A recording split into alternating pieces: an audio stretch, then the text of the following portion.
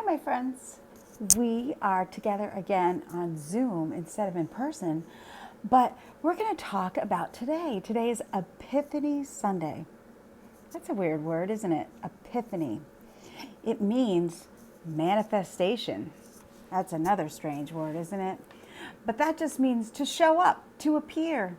And it's the day that the three kings or the wise men appeared and presented themselves in front of the baby Jesus.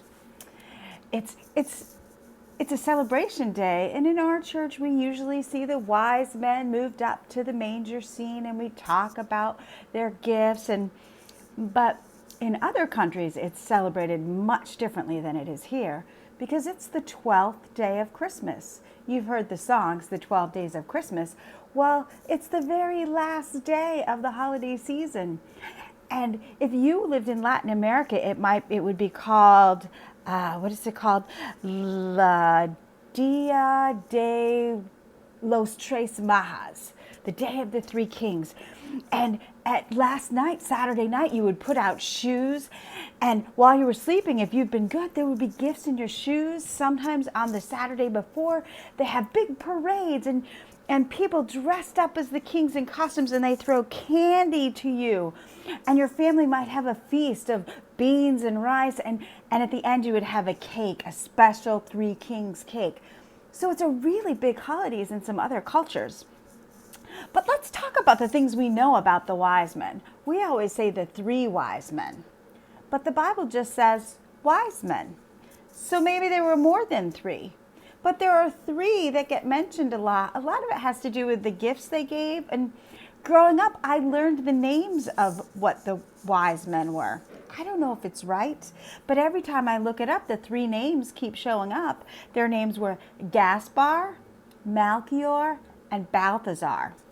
And growing up, I was always told that Melchior brought the gold. And if you saw his costume or his outfit, there was all kinds of gold on his costume.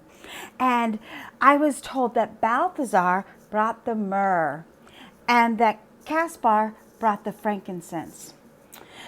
So I don't know if that's true or it could just be a myth. I don't know. But we do know that there were wise men, and those were the gifts that were brought. I don't know if that's really their names or it's just something that's been passed down in history. But there's some other parts of the story that we learn one way, but the Bible tells us something different about it.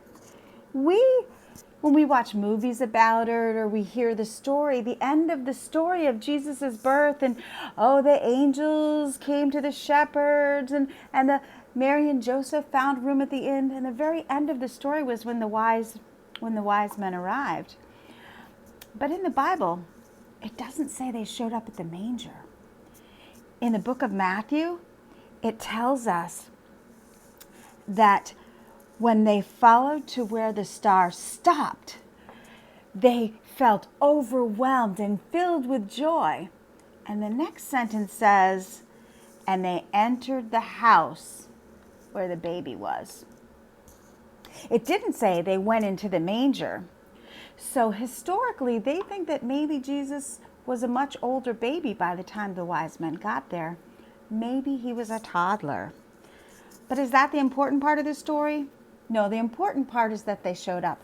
And the most important part is what they brought as their gifts. We know there were gold and myrrh and frankincense.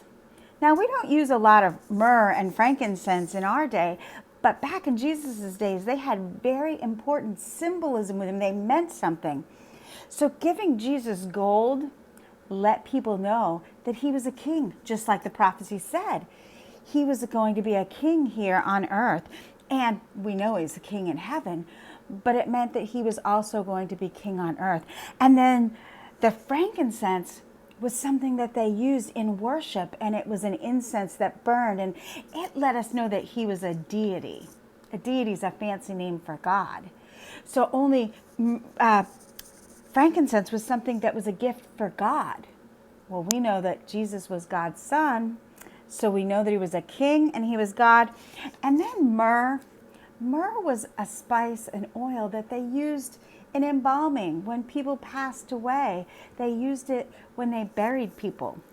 Well, why would they give a baby a present, something that goes for when you're being buried, but we know that the Bible told us that the Messiah was going to come on and be God on earth and live with the people, and that ultimately he would die and return to heaven. So that was an important part. It was like they were giving clues like this really is the Messiah.